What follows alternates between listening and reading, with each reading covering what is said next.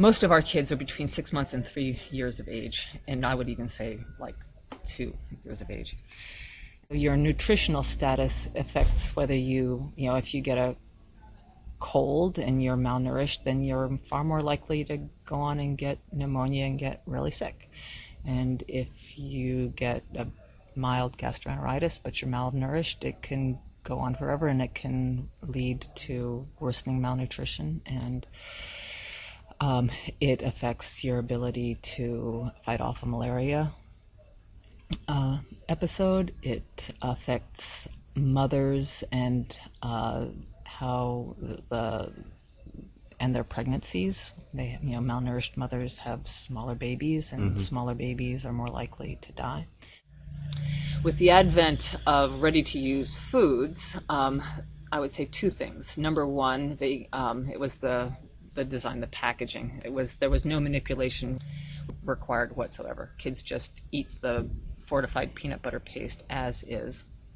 Second of all, it doesn't need to be refrigerated. It has a very long shelf life, and so you can give 2 weeks worth, a month's worth to a family, and then go home and the child can eat it and they can come back. It really made the ambulatory part of our program possible.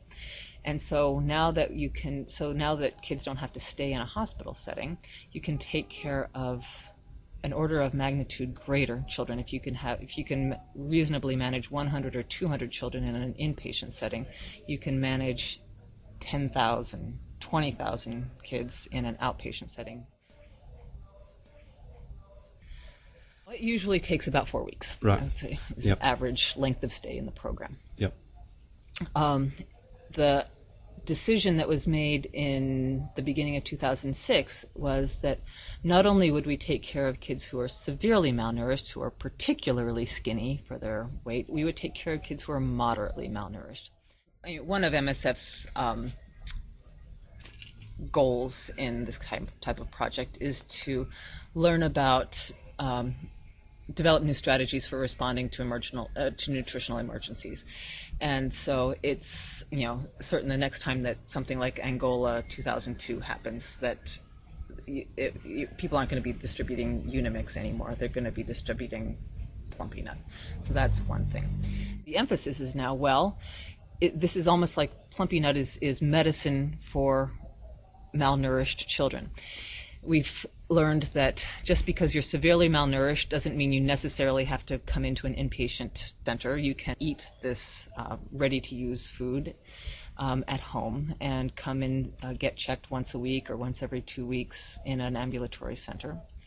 And you just follow a child's weight gain until they reach a magic number, and then you say, okay, you're not malnourished anymore. And by that we mean we think that you've gained enough weight and you've had your micronutrient stores repleted to the point where you're no longer more susceptible to pneumonia or diarrhea or malaria than any other child your age.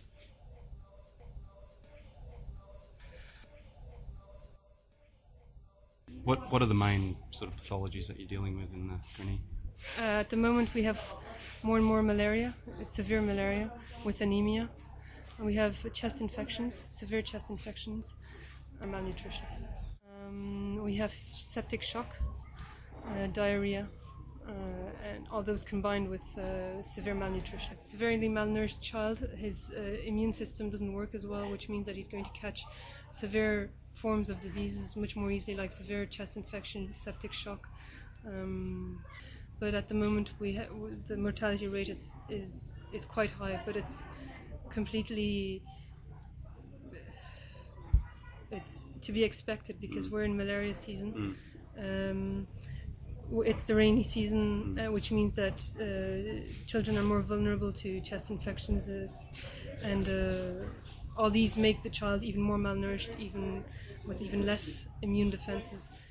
We don't have that many readmissions now because they get such a good treatment here. The mums are pretty happy with what happens to the child here, so I really don't think that they would hesitate to consult again if the child needed it. We do have some readmissions, but not that many, so I would say that's pretty good news. And also when we did the nutrition survey last month, we noticed that generally speaking around Zinder, the children who had been to the Kreni before were well nourished, so that was a good sign as well. Okay. So I'm pretty optimistic. Yeah. Good.